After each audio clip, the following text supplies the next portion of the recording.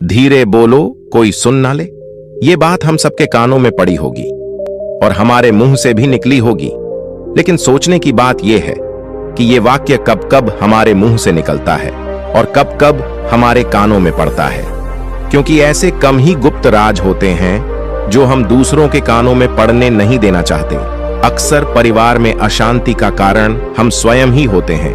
हम इस बात को देख पाए या भले ना देख पाए, पर यह असल सत्य है, क्योंकि जाने अनजाने मूर्खतावश हम खुद ही अपनी वो बातें दूसरों को बता देते हैं जो हमें कभी नहीं बतानी चाहिए, और वही बातें जो जाने अनजाने में हमने किसी दूसरे के सामने बता दी थी, वही हमारे दुख का कारण बन जाता है, वही हमारे झगड़े का कारण बन जाता है। और फिर बाद में हमें पछतावा होता है कि मुझे ये बात किसी को बतानी नहीं चाहिए थी, मेरी ही गलती हुई कि मैंने जाने अनजाने में ये बात सभी को बता दी। इसीलिए आज की ये जो बौद्ध कहानी मैं आपको सुनाने वाला हूं, उसे सुनने के बाद आपको 7 ऐसी बातें पता चलेगी जो आपको कभी किसी को नहीं बतानी। ये जो 7 बातें हैं जो आपको किसी को नहीं बतानी, क्यों नहीं बतानी, इसके पीछे का तर्क भी मैं आपको दूंगा। और इन 7 बातों के अलावा अगर आपको लगता है कि कोई बात ऐसी है जो मुझसे छूट गई या मैं नहीं बता पाया, तो कमेंट सेक्शन में जरूर बताना। इससे पहले कि आप इस बौद्ध कहानी में खो जाए, इस चैनल को सब्सक्राइब जरूर कर लें। तो चलिए कहानी शुरू करते हैं। एक समय की बात है, एक नगर में रामू नाम का एक युवक रहता था। वो युवक बहुत गरीब था, कुछ पैसा नहीं था उसके पास। 2 वक्त की दाल रोटी भी बड़ी मुश्किल से उसको नसीब होती थी। किसी काम की तलाश में दिन रात खोज करने पर भी उसे कोई काम नहीं मिल रहा था। फिर एक दिन उसने अपनी पत्नी के सामने अपनी सारी समस्या बता दी। उसने अपनी पत्नी को कहा कि मैं जिस जगह भी काम मांगने के लिए जाता हूं, तो हर कोई मुझे यह कहकर काम नहीं देता कि हमारे यहां काम की जरूरत नहीं है। मैं काम की तलाश कर करके थक चुका हूं। मुझे समझ नहीं आता कि मैं तुम लोगों का पेट कैसे भरूंगा, अपने बच्चों को कैसे पालूंगा, और ये चिंता मुझे दिन रात खाए जा रही है। यह सुनकर उसकी पत्नी ने कुछ सोचकर कहा कि तुम एक आदमी के पास सिर्फ एक बार ही काम मांगने के लिए जाते हो, और जब वो काम नहीं देता तो तुम दोबारा उसके पास जाते तक नहीं हो। अगर तुम्हें उनसे काम लेना है तो तुम्हें हमदर्दी जतानी होगी, तुम्हें उनसे हमदर्दी हासिल करनी होगी, अपनी गरीबी दिखानी होगी, ताकि वो लोग तुम्हारी मजबूरी समझकर तुम्हें काम पर रख लें। इसलिए शर्म मत करो, उन्हें अपनी मजबूरी बताओ, अपनी गरीबी बताओ, और इसी उपाय से तुम काम पा सकते हो। ये बात रामू की मस्तिष्क में बैठ गई और अगले दिन काम मांगने के लिए वो उसी सेठ के पास जा पहुंचा जहां पर वो पिछले दिन काम मांगने के लिए गया था। लेकिन इस बार उसने हाथ जोड़कर उस सेठ से प्रार्थना की, उससे विनती की कि वो बहुत गरीब है और उसे काम की बहुत आवश्यकता है। वो जो कुछ भी उसे देंगे वो उसमें संतुष्ट हो जाएगा, पर कृपया करके मुझे अपने यहां काम पर रख ले। उसकी ये हालत देखकर उस सेठ ने उसे अपने यहां काम पर रख लिया। वो रोज वहां पर काम पर जाने लगा। अंदर ही अंदर वो खुश तो था कि उसे काम तो मिला, लेकिन उसे वेतन दूसरे लोगों से कम मिलता था। वही काम जो दूसरे लोग कर रहे थे, उन्हें ज्यादा वेतन मिल रहा था और इसे कम वेतन मिल रहा था। जब इस बारे में उसने अपने सेठ से कहा, तो सेठ ने कहा कि देखो भाई, तुम्हें काम की जरूरत थी, मैंने तुम्हें काम दिया, मेरा धन्यवाद करने की बजाय तुम मुझसे शिकायत कर रहे हो। यह कैसी बलवंत साहत है। यह सुनकर रामू वहीं पर चुप हो गया। बात कहीं ना कहीं सत्य थी, सच थी। सेठ ने तो उसे उसकी मजबूरी के हिसाब से ही काम दिया था और इसीलिए वो उसे अपने अनुसार ही वेतन देता था। लेकिन धीरे धीरे उसने ये बात अपने सगे संबंधियों और अपने दोस्तों को भी बताना शुरू कर दी कि उसका सेठ कैसा आदमी है और उसे कितना वेतन देता है। समय बीतता रहा और रामू पूरी लगन के साथ अपना काम करता रहा, लेकिन अब परिस्थितियां बदलने लगी थीं। सेठ अब रामू से दूसरे लोगों से ज्यादा काम लेता था और उनसे कम वेतन उसे देता था। ये बात रामू के मन को बहुत खलती थी। वो दूसरों से ज्यादा मेहनत कर रहा है और उनसे कम वेतन पा रहा है। इससे उसके आत्मसम्मान को बहुत गहरी चोट पहुंची। अब धीरे धीरे उसका मन अपने काम से हटने लगा। उसका मन काम में लगता ही नहीं था।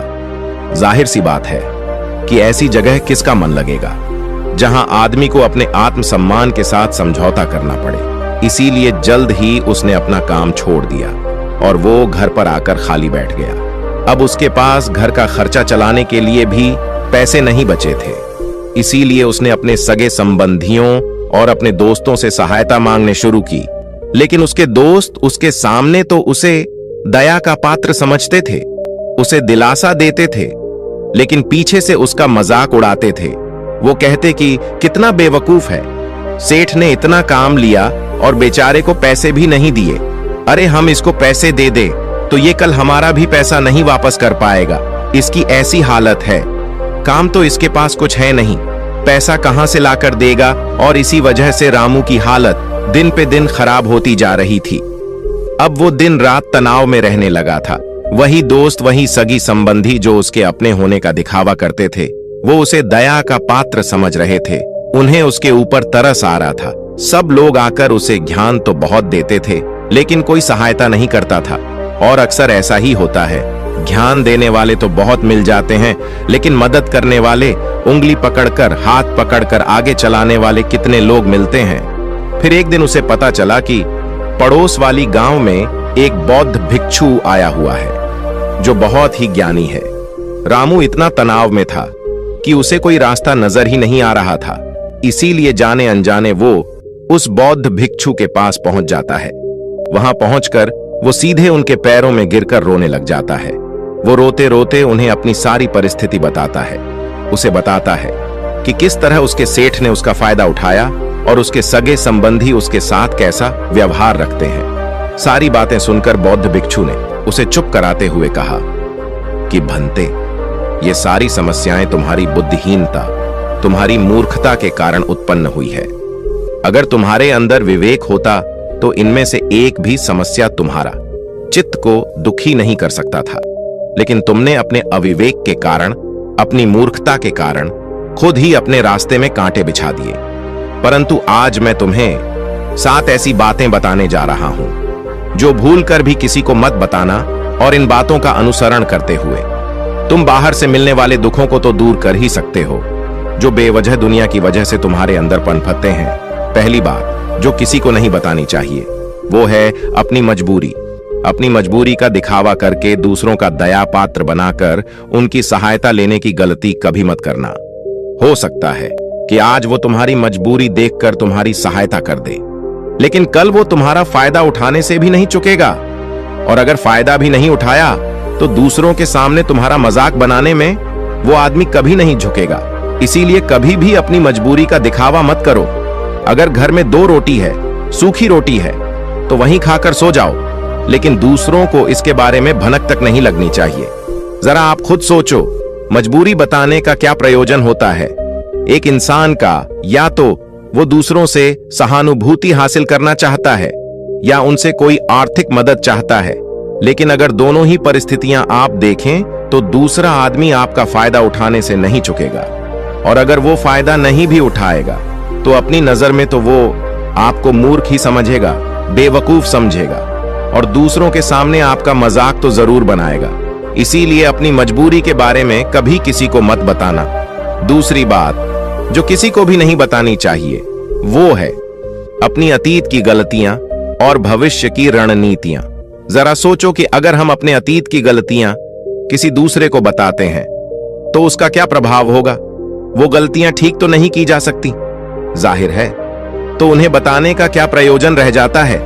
आप अपने अंधेरे पक्ष को खुद दुनिया के सामने बता रहे हो, खुद अपनी गलतियां दूसरों के सामने बता रहे हो। इससे उस आदमी की नजर में आपका एक चरित्र घटित हो जाएगा और वो भविष्य में हमेशा आपको उसी नजरिए से देखेगा। इसीलिए किसी भी आदमी की नजर में अपना चरित्र गठित मत होने दो, और जरा सोचो कि आप व्यर्थ में ही अपने भविष्य की रणनीतियां दूसरों के सामने बता रहे हो। जो लोग आपके काम का हिस्सा ही नहीं है, उनके सामने अपने भविष्य की रणनीतियां, अपनी डींगे हाँकने का क्या फायदा? वो लोग आपकी सहायता तो नहीं करेंगे, लेकिन आपकी भविष्य की रणनीतियों में बाधा जरूर बन सकते हैं। आप खुद अपनी विवेक का इस्तेमाल करिए और सोचिए कि आपके साथ भी ऐसा हुआ है कि आपने अपनी भविष्य की रणनीति किसी को बताई हो और वो कामयाब ही ना हुई हो। जरूर हुआ होगा, जरा गौर से सोचिए। तीसरी बात जो किसी को नहीं बतानी चाहिए वो है अपने घर की बातें, जो भी हमारे घर के अंदर आपस में बातचीत होती है, हमारे माँ बाप के साथ, हमारी पत्नी के साथ, हमारे बच्चों के साथ, वो बातें परिवार तक ही सीमित रहनी चाहिए। अगर आप इन बातों का दूसरों के सामने ढिंढोरा पीटते हो तो दूसरों को आपके घर में घुसने का एक मौका मिल जाता है और वो इसका फायदा उठाने से कभी नहीं चूकेंगे। वो आपके परिवार के सदस्यों को आपसे दूर लेकर जाने की कोशिश करेंगे। अक्सर ऐसा होता है, हम समाज में देखते हैं कि हम अपने घर के झगड़ों को कम करने के लिए उन झगड़ों को अपने पड़ोसियों और दूसरे सगे संबंधियों को देते हैं, लेकिन इससे आपको सहायता कभी नहीं मिली होगी, बल्कि आपके घर की लड़ाई झगड़े और ज्यादा बढ़ गए होंगे। और वो जाहिर है, वो बढ़ेंगे अगर आप अपने माँ बाप की बात दूसरों को बताएंगे तो आपकी माँ बाप को बुरा लगेगा। यही कि हमारा बेटा हमसे बताए बगैर दूसरों को ये बातें बता रहा है, इसीलिए अपने घर की बातें और अपने घर की लड़ाई झगड़े किसी के सामने मत बताना। अगली बात जो मैं आपको बताने जा रहा हूं, जो किसी को नहीं बताने चाहिए, वो सुनने पर बहुत अजीब लग सकती है, लेकिन उसका सत्य भी मैं आपको एक तर्क के माध्यम से दूंगा। मैं कहता हूं कि अपनी आमदनी किसी को मत बताना। अब अपनी आमदनी ना बताने के पीछे क्या प्रयोजन हो सकता है?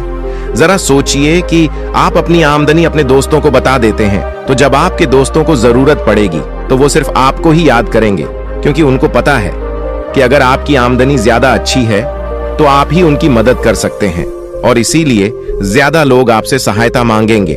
और जब आप उनकी सहायता नहीं करेंगे तो वो सोचेंगे कि इस आदमी के पास पैसे हैं, मेरी सहायता कर सकते हैं, लेकिन ये सहायता कर नहीं रहा है, और इसीलिए आपकी आमदनी आप दोनों दोस्तों के बीच एक झगड़े का कारण हो सकती है। कम आमदनी होगी तो लोग मजाक उड़ाएंगे, और ज्यादा होगी तो सहायता मांगेंगे, तो अपनी आमदनी बताने का कोई प्रयोजन नहीं है। अगली बात जो मैं आपको बताने वाला हूं, उसे अपनी घाट बांध लेना और किसी को ये बात मत बताना। अपनी कमजोरी और अपनी ताकत अक्सर इंसान को पता नहीं होता है कि उसकी कमजोरी या उसकी ताकत क्या है, लेकिन अगर आपको अपनी कमजोरी और अपनी ताकत पता है तो पहली बात तो आप बहुत ही बुद्धिमान आदमी हैं, और दूसरी बात कि आपको ये बातें किसी से साझा नहीं करनी है, क्योंकि अगर आपकी कमजोरियां दूसरों को पता चल गई तो वो आपकी कमजोरियों का फायदा उठाएंगे, और अगर आपकी ताकत पता चल गई तो वही ताकत आपकी कमजोरी बन जाएगी, क्योंकि वो ताकत दूसरे आदमी को पता है और वो ताकत की खाट भी ढूंढ ही लेगा। अपनी कमजोरी और अपनी ताकत अपनी पत्नी या अपने पति को भी नहीं बतानी चाहिए, क्योंकि इसके बाद आपको घर में उनसे हमेशा दब के रहना पड़ेगा। अगली बात जो किसी को नहीं बताने चाहिए वो है अपने मित्र और अपने शत्रु। आप अपने मित्रों के बारे में अगर दूसरे लोगों को बताएंगे तो वो आपके मित्रों के साथ अपनी घनिष्ठता बनाकर आपको धोखा दिलवा सकते हैं, आपके गहरे मित्रों को आपसे दूर करने का प्रयास कर सकते हैं।